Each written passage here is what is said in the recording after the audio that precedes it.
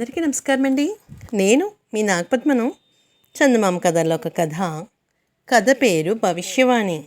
దీన్ని రచించిన వారు మాచిరాజు కామేశ్వరరావు గారండి. భవిష్యవాణి అంటే ఏంటండి? దాని అర్థం జరగబోయేది ముందే తెలుసుకోవడము. మరి ఈ కథలో మనము ఏమిటో ఆ విషయం తెలుసుకుందామా? అయితే మరి కథలోకి వెళ్దామే. చంద్రగిరిరాజు చతురమ్మ ఎప్పుడు కూడా నవ్వుతూ నలుగురిలో నవ్విస్తూ ఉండేవాడు. జీవితం అంటే చాలా చిన్నది, చాలా స్వల్పం. దాన్ని మనం ఎప్పుడు కూడా సంతోషంగానే గడపాలి ఆయన అభిప్రాయం అన్నమాట. ఆయన ఎప్పుడు కూడా జీవితంలో కొత్త రకంగా ఉండాలి అని కోరుకుంటూ ఉండేవాడు అన్నమాట. ఒకసారి ఏమైందంటే, ప్రతిరోజు సాయంత్రము రాజు రాణి కూడా ఉద్యానంలోకి వెళ్తూ ఉంటారు. వెళ్ళి అక్కడ ఉన్నవన్నీ మొక్కల్ని వాటిని చూస్తూ ఎంతో సంతోషంగా గడుపుతూ ఉంటారనమాట. అయితే ఇవన్నీ రాజు రాణికే చూసి చెప్తున్నాడు. ప్రతిరోజు ఈ మొక్కలన్నీ మనం రోజు ఇలాగే చూస్తున్నామే, పువ్వులు పూస్తున్నాయి, కాయలు కాస్తున్నాయి. ఏదైనా 4 మంచి కబుర్లు చెప్పచ్చు కదా అని రాణిని రాజు అడిగాడు. చక్కగా మంచి మంచి మాటలు చెప్పు అన్నాడు. రాజుగారి మాటలకి రాణిగారు చిన్నగా నవ్వి, ఇది మరీ బాగుంది, రోజు మీకోసం కొత్త కొత్త కబుర్లు నేను ఎక్కడి నుంచి తీసుకురమ్మంటారు అంది. రాజు కొంచెంసేపు ఆలోచిస్తూ ఊరుకుని, చూడు, మనకు ఈ పూట ఈ తోటమాలతో కాలక్షేపం చేద్దాం అని దూరంగా ఉన్న చెట్ల పొదల్లో పనిచేసుకుంటున్న తోటమాలిని చప్పట్లు కొట్టి పిలిచాడు. తోటమాలి ఏం చేశారంటే పరుగున వచ్చేసాడు. ఆయన ముందు చేతులు కట్టుకుని, రాజుగారి ముందు చేతులు కట్టుకుని నిలబడ్డాడు. రాజు తన మెడలోని ముత్యాల హారాన్ని తీసి వాడి చేతిలో పెట్టేశాడు. ఆ ముత్యాల హారం వాడి చేతిలో పడగానే అంత విలువైన బహుమతి ఆ తోటమాలకి ఏం చేస్తాడో అని రాజుగారు ఆలోచన పడ్డాడు. వీడేం చేస్తాడు? జాగ్రత్త పెట్టుకుంటాడా, దాస్తాడా, ఏం చేస్తాడో అని అనుకున్నాడు. తోటమాల ఏం చేశాడు? ఆ హారాన్ని దుస్తుల్లో దాచేసుకుని అక్కడి నుంచి వెనక్కి వెళ్ళిపోయాడు. తోటమాల ఇలా చేసినందుకు రాజు నిర్ఘాంతపోయాడు. ఒరే, నీకు ఎటువంటి కారణం లేకుండా నేను వేల విలువలు చేసే హారాన్ని నీకు ఇచ్చానే, అయినా నీకు కొంచెం అంత ఆశ్చర్యం కానీ ఆనందం కానీ కలిగినట్లేదేమిటి? ఎందువల్ల అని అడిగాడు. ప్రభు, మీరు ఏదో ఈరోజో రేపో ఏదో రోజు హారం ఇస్తారని నాకు ముందే తెలుసు అన్నాడు తోటమాలి. ఏమిటి? నేను నీకు హారం ఇస్తానని నీకు ముందే తెలుసా? అదెలా సాధ్యం అన్నాడు రాజుగారు. రాజు చాలా ఆశ్చర్యపోయాడు. అప్పుడు ఆ తోటమాలి చెప్తున్నాడు. ఒక మునీశ్వరుడు భవిష్యవాణి ప్రభు అంటూ ఇలా చెప్పడం మొదలుపెట్టాడనమాట. 4 రోజుల క్రితము తూర్పుకొండల్లో ఉన్న వాళ్ళ గ్రామానికి వచ్చాడట మునీశ్వరుడు. ఆ కొండ ప్రాంతాలకి మునీశ్వరుడు వచ్చాడని, ఆయన పలికే మాటలన్నీ కూడా భవిష్యవాణి అక్షరాలా జరుగుతుందని గ్రామస్తులందరూ కూడా తోటమాలకు చెప్పారు. వాడు ఆ మునిని చూడడానికి వెళ్ళాడు. వాడిని చూస్తూనే ముని చేతిలో దండాన్ని పైకెత్తి పట్టుకుని, అదృష్టజాతకుడివి నాయన, అతి త్వరలోనే మీ మహారాజు చతుర్వర్మ తన మెడలో హారాన్ని నీకు ఇస్తున్నాడు, బహుకరిస్తాడు అని చెప్పాడు. చెప్పడంతోనే తోటమాలి రాజుకు ముని మాటలు చెప్పి, ప్రభు, అందువల్లనే తమరు ఇలా చప్పట్లు చరిచిన వెంటనే నన్నే పిలుస్తున్నారనుకుని, హారం ఇవ్వబోతున్నారనుకుని తెలుసుకుని మీ దగ్గరకు వచ్చాను అన్నాడు. వాళ్ళ మాటలకి రాజు ఆశ్చర్యపడిపోయాడు. రాణి ఉత్సాహంగా, మనం కూడా వెళ్ళి ఆ మునీశ్వరిని దర్శించుకొద్దామా అన్నది. రాజు ఏదో చెప్పబోయేంతలో తోటమాల అన్నాడు, ఆయన ఆడవారిని దర్శనానికి ఇవ్వరు అన్నాడు. అలాగా అని రాణి చాలా విచారపడిపోయింది. రాజుతో, మహామునులు ఒక్కసారి వింతగా ప్రవర్తిస్తారు, కారణం మన వాటి సామాన్యులకు అర్థం కాదు. సరే, మీరు వెళ్ళి ఆయన దర్శించుకురండి అంది రాజుతో. రాజు దానికి ఇష్టం లేకుండానే, దేవి, ముందే మనకి భవిష్యత్తు తెలిస్తే జీవితంలో సంతోష ఆనందాలను అనుభవించలేమే అన్నాడు. అలా ఎందుకు అనుకుంటారు? జీవితాన్ని మరింత అందంగా మలుచుకోవచ్చు కదా.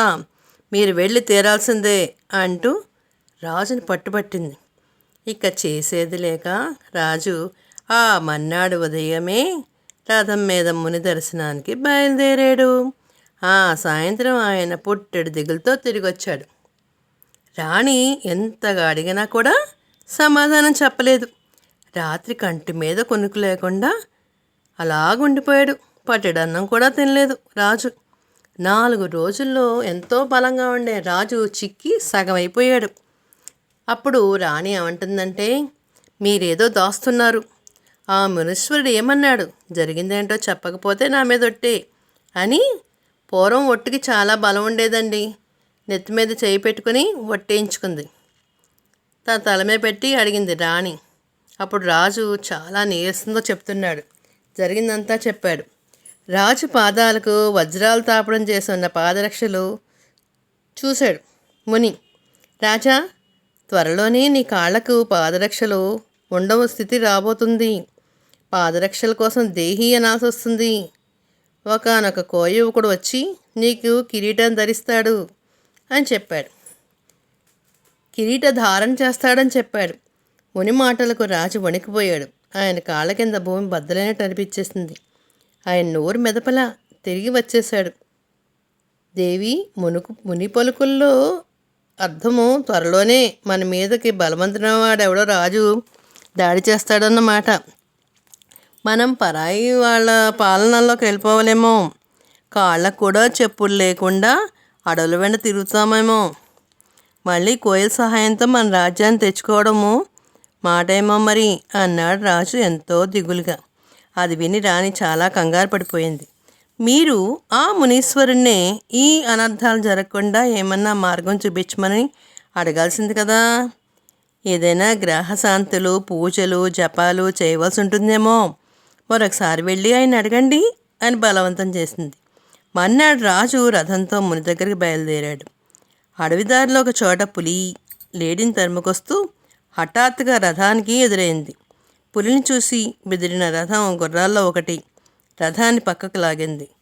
రథం దాపుల్లో ఉన్న బురదగుంటలోకి ఒరిగిపోయింది. రాజు రథం నుండి జారిపడి నడుము వరకు లోతులో బురదలోకి కూరుకుపోయాడు. సారథి గుర్రం జూలు పట్టుకుని దాన్ని నిలవరించబోయి అది గట్టిగా మెడ విదిలించేసరికి ఎగిరి బాట పక్కన పడిపోయాడు. రాజు అతి కష్టం మీద బురదగంటలోంచి బయటకు వచ్చాడు. ఆయన పాదరక్షల గుంటలో ఎక్కడో కూరుకుపోయాయి. దారంతా ముళ్ళ పొదలు. అడుగు తీసి వెయ్యలేక రాజు కాళ్ళీడ్చుకుంటూ రథం దగ్గరికి వస్తున్న సారథిని అడిగి అతడి పాదరక్షలు వేసుకున్నాడు. ఆ సమయంలో విల్లును ధరించిన ఒక కోయవాడు ఒకడు యువకుడు అలా వచ్చాడు. వాడు దూరంగా పొదల దగ్గర పడి ఉన్న రాజుగారి కిరీటాన్ని చూసి అతని చేతికి తీసుకుని పైపెంచుతో దులిపి దాన్ని రాజుగారి తలపై పెడుతూ, మహారాజా, తమకు దెబ్బలేమీ తగలేదు కదా అన్నాడు ఆతృతగా. రాజు తగలేదని చెప్పాడు. వాడు తన దారిని వాడు వెళ్ళిపోయాడు. ఒక అరగంట సేపట్లో సారథి రథాన్ని సిద్ధం చేశాడు. రాజు రథం ఎక్కి, ఇప్పుడు మన ప్రయాణం మునీశ్వరుడి దగ్గరకు కాదు, రాజభవనానికి రథాన్ని వెనక మళ్ళించు అన్నాడు సారథితో. చీకటి పడుతుండగానే రాజు రాజభవనాన్ని చేరాడు. ఆయన మాసిపోయిన బట్టలతోటి నీరసంగా నిస్సహంగా తిరిగి రావడం చూసిన రాణి ఆదుర్దాగా ఏం జరిగింది అని అడిగింది. రాజు ఆమెకు అడవిలో జరిగిందంతా పోసుకొచ్చినట్టు చెప్పి, ఆ మునీశ్వరుడు భవిష్యవాణి అమోఘం అనడంలో ఎలాంటి సందేహమూ లేదు. ఆయన చెప్పింది అక్షరాలా జరిగింది కదా. అందుకే జరగబోయేది పరిపరి విధాలుగా ఊహించుకుంటూ 4 రోజులుగా నేను అనుభవించిన నరకం పగవాడికి కూడా వద్దు. భవిష్యత్తు తెలియకపోవడమే జీవితంలో ఆనందానికి ముఖ్య కారణం అవుతుంది అన్నాడు. రాణి అవునన్నట్టు తలూపింది. ఇంత అతి స్వల్పమైన వాస్తవాన్ని అర్థం చేసుకోవడానికి మీరెన్ని బాధలకు గురయ్యారు, నేనెంత ఆదుర్దాకు లోనయ్యాను అంటూ నవ్వేసింది. ఇది చిన్న కథ. మరొక కథ చెప్పుకుందామా అయితేనే. మరొక కథ పేరు నాకేం లాభం. దీనిని రచించిన వారు కోలపల్లి ఈశ్వర్. అయితే మరి ఇదేమిటో విందామా మరి. కోటిపల్లిలో తిమ్మయ్య అనే వ్యాపారం ఉన్నాడు. ఆయన పరమ దురాశాపరుడు. ధనికుడే కానీ స్వార్థబుద్ధి, తనకి లాభం లేనిది ఏ పని చేసేవాడు కాదు. సత్య ఊరు నుంచి బతుకు తెరు కోసము ఆ ఊరికి వచ్చిన చెన్నయ్య అనే వ్యక్తి తన కుటుంబంతో తిమ్మయ్యకు ఇంట్లో కొత్తగా అద్దెకు దిగాడు. ఆ రోజు తిమ్మయ్య షాపుకి నుంచి ఇంటికి వస్తుంటే చెన్నయ్య కూతురు 12 ఏళ్ళ మీనాక్షి ఎదురుపడింది. ఏంటమ్మా ఇలా వచ్చావు అని అడిగాడు తిమ్మయ్య. కొబ్బరి బొండాలు కొట్టడానికి మీ ఇంట్లో కత్తి అడిగి తీసుకెళ్దామని వచ్చాను, పని అయిపోయింది, ఇవ్వడానికి వచ్చాను అంది మీనాక్షి. తిమ్మయ్య కోపం ప్రదర్శిస్తూ, నువ్వు చేసిన పని ఏం బాగోలేదు తల్లి, కత్తి అయితే ఇచ్చావు కానీ మరి ఆ కత్తి వాడుకున్నందుకు నాకు ఒక కొబ్బరి బొండ అయినా ఇచ్చావా అన్నాడు. వెంటనే అమ్మాయి వాళ్ళ ఇంటికి పరిగెత్తుకుపోయి ఒక కొబ్బరి బొండం తెచ్చి తిమ్మయ్యకి ఇచ్చింది. 2 రోజులు జరిగినాయి. 3వ రోజు మధ్యాహ్నము భోజనానికి వచ్చిన తిమ్మయ్య అక్కడ మీనాక్షిని చూసి ఏంటి సంగతి అని అడిగాడు. ఈరోజు పండగ కదా మావయ్య, పిండి వంటలు చేసుకోవడానికి అమ్మ తెమ్మని చెప్పిందని మీ ఇంట్లో నుంచి ఒక మూకుడి పట్టుకెళ్తున్నాను, పని అయిపోయింది, మూకుడి ఇవ్వడానికి వచ్చాను అంది మీనాక్షి నవ్వుతూ. మూకుడి ఇచ్చావు కానీ దానికి వాడుకున్నందుకు ఏం తెచ్చావు తల్లి అని అడిగాడు తిన్నయ్య నిష్ఠూరంగా. మీనాక్షి నాలుగు ఖర్చుకుని ఒక్క నిమిషం అంటూ వెంటనే ఇంట్లోకి వెళ్ళి ఒక గిన్నెలో గారెలు బూరెలు తెచ్చి తిమ్మయ్యకి ఇచ్చింది. తిమ్మయ్య సంతోషంతో ఉబ్బితప్పైపోతూ మీనాక్షిని ఆప్యాయంగా దగ్గర తీసుకుని వీపు తడుతూ, బాగుంది, ఇక నుంచి నా చేత అడిగించుకోకూడదే, ఏదైనా వస్తువు మా ఇంట్లోని తీసుకువెళ్తే అది వాడుకున్నాక ఇచ్చామనుకో నాకు చాలా సంతోషంగా ఉంటుంది, తెలిసిందా అన్నాడు. మీనాక్షి తెలిసిన తలూపి నవ్వుతూ అక్కడి నుంచి వెళ్ళిపోయింది. వారం రోజుల తర్వాత ఏదో పని మీద పక్క ఊరికి అప్పుడే తిరిగి వస్తున్న తిమ్మయ్యకి తన ఇంట్లో వస్తున్న మీనాక్షిని చూశాడు. ఏం మీనాక్షి, ఏదైనా తిరిగి ఇవ్వడానికి వచ్చావా అన్నాడు ఆశగా నవ్వుతూ. అవును మావయ్య, తిరిగి ఇవ్వడమే కాదు, మీరు చెప్పినట్టుగా మీరు అడగక ముందే మిగతా పని కూడా పూర్తి చేశాను అంది మీనాక్షి. ఎందుకు ఏం తీసుకున్నావు అని అడిగాడు తిమ్మయ్య. ఎలుకల బోనం, మా ఇంట్లో ఎలుకల బెడద ఎక్కువగా ఉంటే పట్టుకెళ్ళాను, పని అయిపోయింది, బోన్ తీసుకొచ్చినందుకు మీకు ఏదైనా ఇవ్వాలి కదా, అందుకే బోనులో పడ్డ 2 పెద్ద ఎలుకలను మీ ఇంట్లో వదిలి బోను మీ అబ్బాయికి ఇచ్చాను అంటూ వెళ్ళిపోయింది మీనాక్షి. తిమ్మయ్యకి బుర్ర గిర్రం తిరిగిపోయింది. ఒక్క క్షణం కూడా మాట్లాడలేదు. అయితే ఈ సంఘటన జరిగిన తర్వాత తిమ్మయ్యలో క్రమంగా మార్పు వచ్చింది.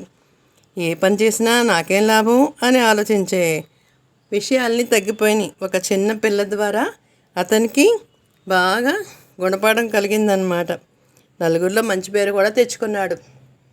పిల్లలకి బెడ్ టైమ్ స్టోరీస్లో చెప్పచ్చు నాకేం లాభం అని అన్నప్పుడు ఈ పాప చేసిన పనిని అందరికీ చెప్పి వివరించుకోవచ్చు అన్నమాట. అయితే మరి తెలుగువారి దీపకాంతికి లైక్ చేసి, షేర్ చేసి, సబ్స్క్రైబ్ చేసి, కామెంట్ రూపంలో